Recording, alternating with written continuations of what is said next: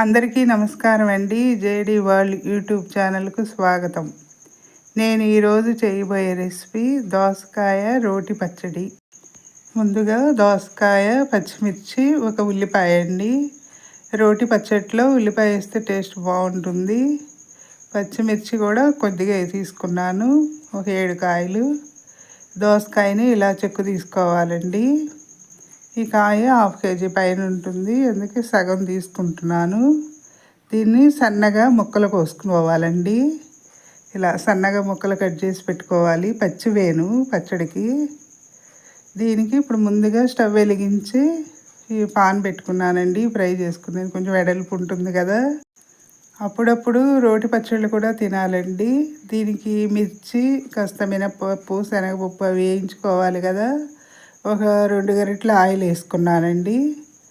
ఇప్పుడు దీనిలో మిర్చి వేయించుకోవాలి. ముందుగా పచ్చిమిర్చి, 1 స్పూను ధనియాలు వేసుకున్నాను.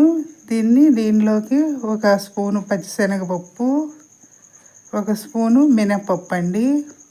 ఈ పప్పులు వేయటం వల్ల పచ్చడి గుజ్జుగా ఉంటుంది, టేస్ట్ కూడా చాలా బాగుంటుంది. 1 అర స్పూను జీలకర్ర. ఈ సీడ్స్ ఉంటాయి కదండి దోసకాయలు, అవి ఆ సీడ్స్లో ఉన్న తేమకి చింతపండు నానుతుంది. ఒక చిన్న నిమ్మకాయ సైజు చింతపండు నానబెట్టుకున్నానండి. ఇప్పుడు ఇలా వేయించుకోవాలి మిర్చి, ఈ పప్పులన్నీ కూడాను. ఈ వేయించుకున్న మిర్చి పప్పుల్లో గళ్ళుప్పు వేసుకున్నానండి తగినంత.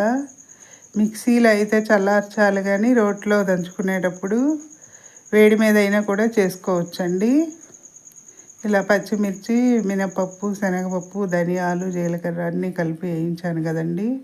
దానిలో చిన్న కొబ్బరి ముక్క కాస్త ముక్కలుగా కట్ చేసుకుని, గుజ్జు కోసం టేస్ట్ కూడా చాలా బాగుంటుందండి ఈ కొబ్బరి వేయటం వల్ల.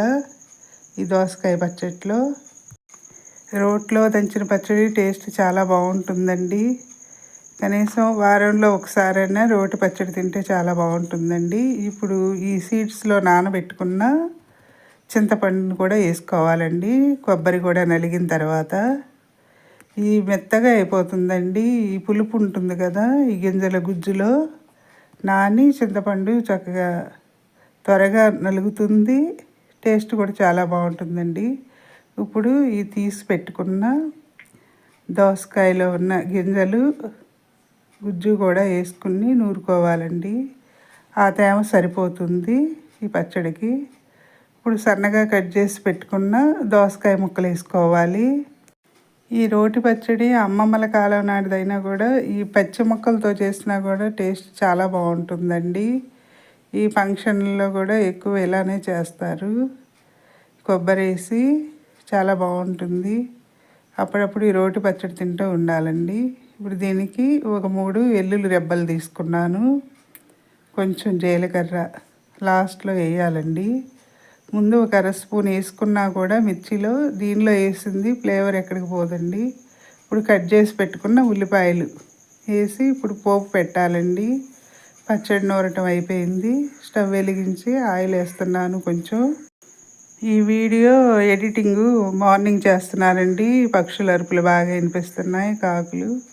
దీనిలో కొంచెం మినపప్పు, శనగపప్పు, కొంచెం మెంతులు వేసుకోవాలండి. తాలింపులో చాలా రుచిగా ఉంటాయి. 1 ఎండుమిర్చి, కారం కొంచెం తక్కువేనండి ఎంతైనా. ఆవాలు, జీలకర్ర, ఇంగువ వేస్తున్నానండి. ఇంగువ లేనిదే పోపుకి టేస్ట్ ఉండదండి. కాస్త కరివేపాకు వేసి ఈ దంచి పెట్టుకున్న పచ్చడి ఇందులో వేసి కలపాలండి. తాలింపులోను కొంచెం పసుపు కూడా వేస్తే, పసుపు హెల్త్కి మంచిది కదండి, యాంటీబయాటిక్. దాని మూలంగా ఈ దంచి నూరు పెట్టుకున్న ఈ పచ్చడిని ఇందులో వేసి కలపాలండి. అయిపోయిందండి దోసకాయ. నేను చేసే వీడియోస్ ఎలా ఉన్నాయో కామెంట్స్లో పెట్టండి, మరిన్ని వీడియోస్ చేస్తాను. అయిపోయిందండి దోసకాయ రోటి పచ్చడి. నచ్చితే లైక్ చేయండి, షేర్ చేయండి, సబ్స్క్రైబ్ చేయండి. మీ లక్ష్మీ కుమారి.